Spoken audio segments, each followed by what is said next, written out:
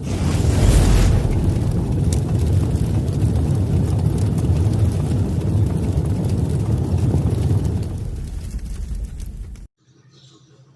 Students, JP online classes में आपका स्वागत है। आज हम क्लास 9th में हमारी पाठ्य पुस्तक क्षितिज में पाठ क्रमांक 1 कथा सम्राट प्रेमचंद द्वारा रचित दो बेलों की कथा के अंतर्गत ये जो हमारा गद्यावतरण है इसका अध्ययन करेंगे। इस गद्यावतरण के अंतर्गत कथा सम्राट प्रेमचंद ने क्या बात बताई। गया फिर से हीरा और मोती दोनों को अपने घर ले गया। उनके सामने चरने के लिए सूखा चारा डाल दिया। उन दोनों को यह अपना अपमान महसूस हुआ। जब उनको सूखा चारा डाला गया तो अपनी बेइज्जती महसूस की और दोनों ने अगले दिन खेत में काम न करने का निश्चय किया। यानी मन में जब ये अपमान उनके गया के द्वारा उनके लिए हीरा और मोती के लिए किया गया तो उन्होंने मन में ये दृढ़ निश्चय किया कि अब काम नहीं करेंगे। ऐसे ही मार पड़ने पर भी दोनों ने पैर तक नहीं उठाया। यानी जब गया के द्वारा हीरा और मोती को जबरदस्त पीड़ा दी गई तो उन्होंने काम न करने की कसम खाई। दूसरे दिन जूरी का साला फिर आया और बैलों को ले चला। अब दूसरे दिन वहां जूरी के यहाँ जो उनका जो साला था, उनकी पत्नी का जो भाई था, गया वहां पुनः आया, फिर से आया और हीरा और मोती को वहां से अपने घर ले गया। अब की उसने दोनों को गाड़ी में जोता। अब की बार उन्होंने यानी इस बार उन्होंने दोनों हीरा और मोती को गाड़ी के अंदर जोता। 2-4 बार मोती ने गाड़ी को सड़क की खाई में गिराना चाहा पर हीरा ने संभाल लिया। वह ज्यादा सहनशील था। जैसे ही गया के द्वारा हीरा और मोती को गाड़ी के अंदर जोता गया तो मोती ने गाड़ी को सड़क में गिराने का निश्चय करने की इच्छा जाहिर की, लेकिन उस स्थिति को हीरा ने संभाल लिया क्योंकि हीरा हर प्रकार से सहनशील था। संध्या समय घर पहुंचकर उसने दोनों को मोटी रस्सियों से बांधा और कल की शरारत का मजा चखाया। यानी गया के द्वारा हीरा और मोती को पुनः जूरी के घर से यहाँ लेकर आ गया और दोनों को मोटी मोटी रस्सियों से कसकर उनको बांध दिया। और जो उन्होंने बीते हुए दिन की जो शैतानी की थी उसका मार मार के उन्होंने मन में और आनंद या मजा चकाने की इच्छा की। फिर वही सूखा भूसा डाल दिया। अपने दोनों बैलों को खली चूनी सब कुछ दी। यानी उनको परेशान करने के लिए और सबक सिखाने के लिए गया के द्वारा हीरा और मोती को अपने घर पर सूखा भूसा डाल दिया। अर्थात चिकनाइट से युक्त और रसास्वादन से युक्त जो खाद्य पदार्थ देने चाहिए वे बिल्कुल नहीं दिए और केवल सूखा भूसा उनको डाला। अपने दोनों बैलों को खली चूनी सब कुछ दी। और जो उसके यहाँ स्वयं के जो 2 बैल थे उनको खली चूनी इत्यादि जो चिकनाट से युक्त जो खाद्य पदार्थ होते हैं वे सब कुछ उन्होंने उनको दिए। दोनों बैलों का ऐसा अपमान कभी नहीं हुआ था। यानी जूरी के यहाँ जिस प्रकार से जूरी उनकी हर प्रकार से देखभाल करता था, अच्छे प्रकार से उनको चारा इत्यादि भूसा या खली चूनी इत्यादि डाला करता था, उनके साथ ऐसा कभी भी अपमान यहाँ नहीं हुआ। जहां की यहाँ गया के द्वारा इनके लिए बेइज्जती की गई। जूरी इन्हें फूल की छड़ी से भी न छूता था। यानी जूरी हीरा और मोती को कभी भी नहीं मारता था। उसके टिटकार पर दोनों उड़ने लगते थे। देखो टिटकार शब्द है, टिटकार का अर्थ होता है पशुओं को उत्साहित करने वाली टिक टिक ध्वनि। यानी जैसे ही जूरी उनको टिटकार करता था, बैलों को हाँकने के लिए कहता था, अपनी ध्वनि की टिक टिक करने की जो ध्वनि आवाज होती थी उससे जैसे वो ध्वनि अपने मुख से निकालता था बैलों के लिए तो वे दोनों बैल परिश्रम करने के लिए तैयार रहते थे। यहाँ मार पड़ी, लेकिन यहाँ गया के घर पर उनको भयंकर ऐसे ही पीड़ा सहन करनी पड़ी। आहत सम्मान की व्यथा तो थी ही, उस पर मिला सूखा भूसा। आहत सम्मान का मतलब होता है चोट खाया सम्मान। लेकिन उस पर मिला सूखा भूसा, यानी किंतु गया ने उन्हें भयंकर रूप से उनको मारा और खाने के लिए केवल सूखी भूसा दी। नाग की तरफ आंखें तक नहीं उठाई, और उन्होंने जब गया के द्वारा ऐसे में पीड़ा दिए जाने के कारण से उन्होंने नाग की तरफ आंख तक नहीं उठाई, अर्थात उन्होंने नाग जहां चारा खाया जाता है उस स्थान पर, उस जगह पर उन्होंने उसकी तरफ बिल्कुल नहीं देखा। दूसरे दिन गया ने बैलों को हल में जोता, पर इन दोनों ने जैसे पांव न उठाने की कसम खा ली थी। यानी दूसरे दिन गया के द्वारा हीरा और मोती को हल में जोता गया, लेकिन दोनों ने पांव न उठाने की कसम खा ली, अर्थात दोनों ने ये मन में और इच्छा जाहिर कर ली कि अब हम खेत में काम नहीं करेंगे। इस प्रकार की उन्होंने एक प्रकार की सौगंध खा ली थी। वह मारते मारते थक गया, पर दोनों ने पांव न उठाया। यानी हीरा के द्वारा, यानी गया के द्वारा हीरा और मोती को भयंकर रूप से ऐसे ही पीड़ा दी गई, लेकिन उन्होंने वे आगे उसके द्वारा पीड़ा दिए जाने के कारण भी उन्होंने अपने पैरों को आगे नहीं उठाया, अर्थात टस से मस नहीं, एक जगह रुके रहे। एक बार जब उसे निर्दय ने हीरा की नाक पर खूब डंडे जमाए, यानी जब गया के द्वारा और हीरा को भयंकर रूप से मारा गया, ऐसे ने पीड़ा दी गई, तो मोती का गुस्सा काबू के बाहर हो गया। जब अपने मित्र को इस प्रकार से मारते हुए देखकर और ऐसे ने पीड़ा मिल रही थी, तो ये दृश्य देखकर और मोती को भयंकर रूप से गुस्सा आ गया, और उसका जो गुस्सा था वह यानी सहन करने से भी बाहर हो गया, हाले लेकर भागा, और अत्यधिक रूप से जब गुस्सा जो नियंत्रण में करना चाहिए वह सहन नहीं कर पाया और हल को लेकर भागा।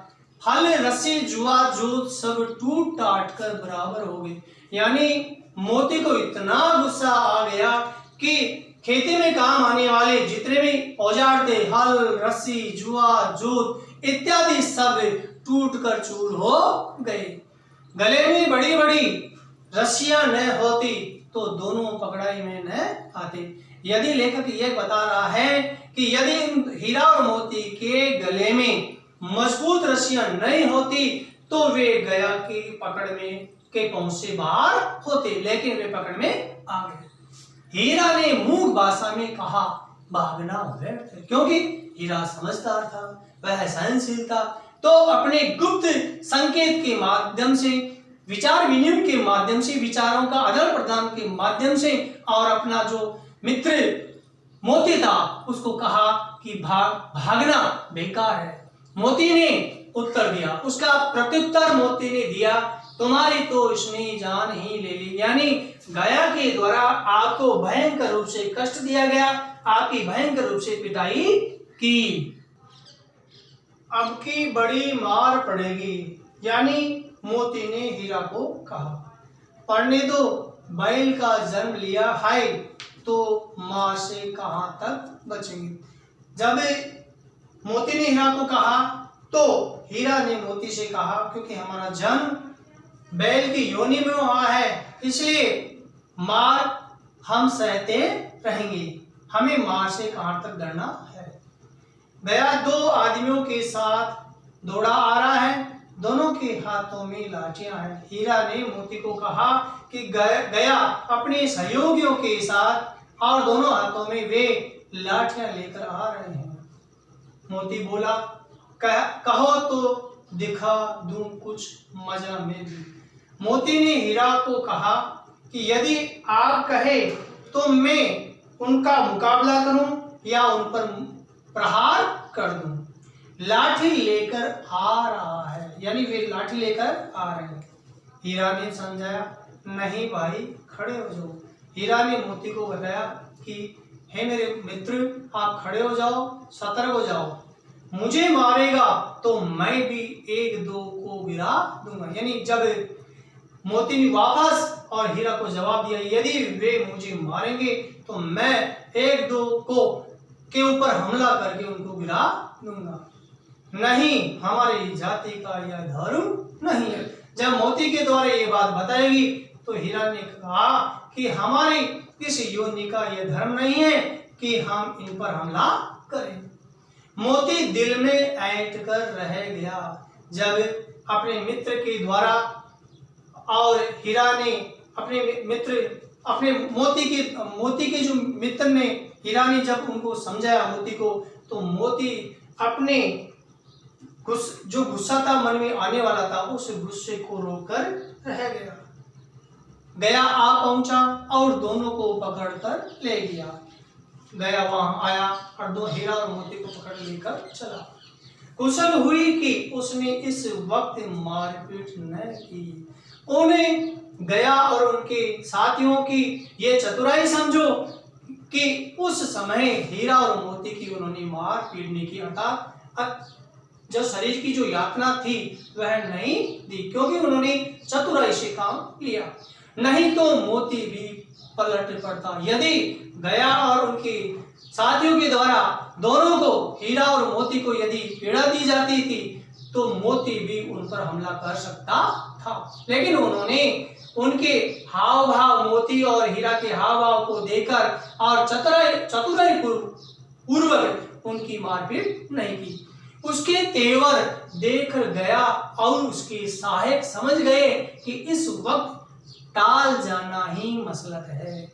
यानी मोती के जो मुख पर जो क्रोधित जो भावना थी, गुस्से की जो भावना थी, उसको देखकर गया और उनके जो सहयोगी समझ गए कि इस वक्त इनको मारना नहीं चाहिए, यदि मारना ही हमारे हित में रहेगा। आज दोनों के सामने फिर वही सूखा भूसा लाया गया। फिर हीरा और मोती को गया के द्वारा और उनकी नाद में सूखा भूसा दिया गया। दोनों चुपचाप खड़े रहे और वहां चुपचाप खड़े रहे, शांत भाव से रहे। घर के लोग भोजन करने लगे, आप चुपचाप खड़े रहे, न तो उन्होंने भूसा खाया और घर के लोग, उनके घर के जो सदस्य थे वे भोजन करने लगे। उस वक्त छोटी सी लड़की 2 रोटियां लेकर निकली। जैसे ही गया के परिवार वाले और भोजन करने लगे, उस वक्त उस समय छोटी सी लड़की उन दोनों बैलों के लिए रोटियां लेकर उनके सामने आई और दोनों के मुंह में देकर निकल गई और बड़े शांत भाव से और प्रेम के भाव से सहृदयता पूर्वक उन दोनों के मुंह में रोटी देकर चले गई। उस रोटी से इनकी भूख तो क्या शांत होती। लेखक ये कहता है कि उस छोटी सी लड़की के द्वारा हीरा और मोती को जो रोटी दी गई थी, उनसे उनकी जो भूख की जो वासना थी, भूख थी, वह क्या तृप्त होती, वे शांत नहीं होती, पर दोनों के हृदय को मानो भोजन मिल गया। यानी वहां भी उनसे प्रेम करने वाला व्यक्ति उनको मिल गया, जिससे कि उनके आत्मा में एक शांति की जो तृप्ति मिलनी चाहिए, प्यास है प्रेम और स्नेह की, वह मिल गई। यहाँ भी किसी सज्जन का वास है। लेखक ये बतला रहा है कि इस कथन के माध्यम से कि वास्तव में गया के परिवार में भी यहाँ जो मनुष्य के जो गुण रखने वाला अच्छे सज्जन व्यक्ति का भी यहाँ निवास स्थान है।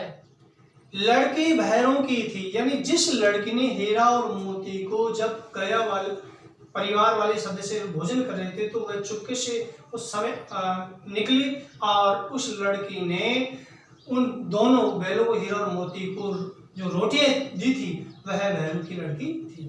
उसकी माँ मर चुकी थी। सौतेली माँ उसे मारती रहती थी। यानी जो गया की जो पत्नी थी वह उसे भैरव की लड़की को हमेशा मारती थी, हर प्रकार से उसको कष्ट दिया करती थी। इसलिए इन बैलों से उसे एक प्रकार की आत्मीयता होगी। इसके कारण से हीरा और मोती दोनों बैलों से उस बालिका को उनसे लगाव हो गया। अब लेखक हमें इस गद्यांश के माध्यम से ये बताना चाहता है कि हमें हमेशा पशुओं के प्रति हिंसा की प्रवृत्ति नहीं अपनानी चाहिए, उनके प्रति लगाव, स्नेह और हृदय में अपनेपन के भाव रखने चाहिए।